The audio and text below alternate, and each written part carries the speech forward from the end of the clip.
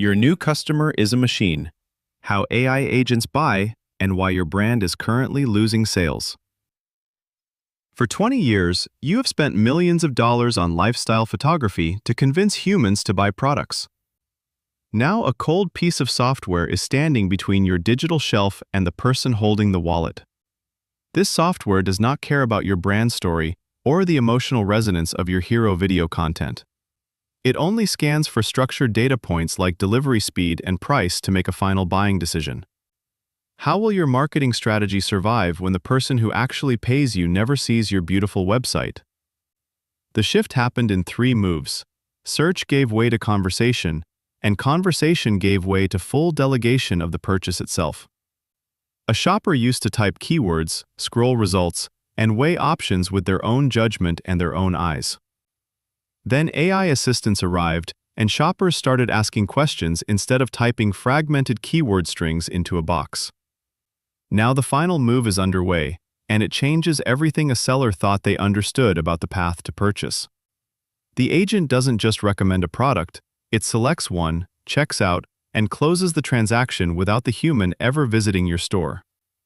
Your brand assets, your copy, your carefully staged photography, none of it enters the equation when a machine is doing the buying. The agent doesn't browse your storefront, read your copy, or notice your brand story at all. It pulls structured data fields, price, availability, shipping window, return policy, and runs them against the buyer's stated criteria. Your lifestyle photography and your carefully written product descriptions are invisible to this process, not deprioritized, but genuinely outside the evaluation entirely. Brand loyalty doesn't transfer to a machine that has no memory of last year's purchase or last season's campaign.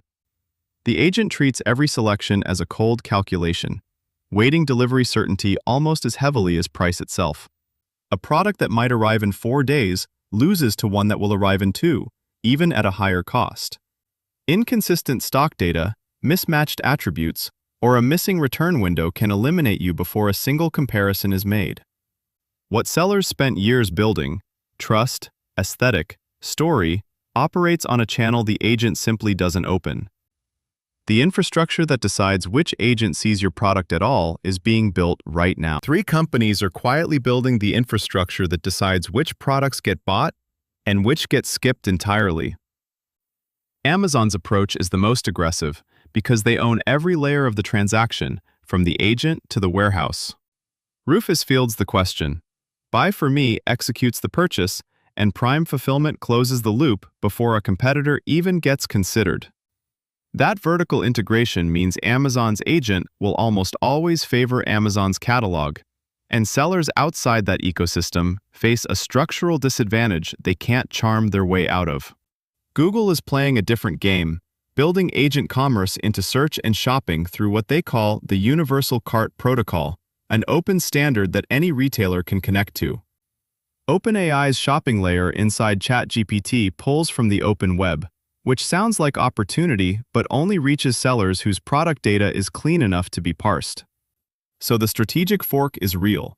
Optimize for Amazon's closed loop, or build the structured data infrastructure that open agents can actually read and trust. When an agent completes a purchase, the journey that led there is almost entirely invisible to your analytics stack. There's no impression to log, no click to attribute, no product page session to measure dwell time against. The funnel you built your retail media strategy around simply doesn't fire because the agent never walked through it. Your conversion data still updates, but the behavioral trail that explains why it updated has gone dark. You can see that a unit sold without seeing what made the agent choose it over a competitor's listing. Attribution models trained on click paths are now reconstructing a story from the last chapter only. That gap isn't a reporting inconvenience. It's a structural blind spot that grows every time another shopper delegates a decision to a machine. The agent doesn't read your brand story, and it won't be moved by your lifestyle photography or your 5-star review average. It reads your data, price, availability, shipping window, return terms, and it either trusts what it finds or it moves on. Every gap in your product feed is a reason for the agent to select your competitor instead of you. Structured data isn't a technical nicety anymore. It's the first filter standing between your product and the sale. Consistent pricing across channels tells the agent your listing is reliable enough to act on without human verification. Clear return terms reduce the agent's uncertainty, and uncertainty is the one thing these systems are built to eliminate.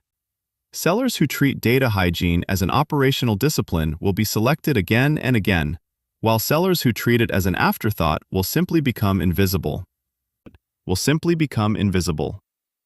The new game isn't about persuading a shopper, it's about being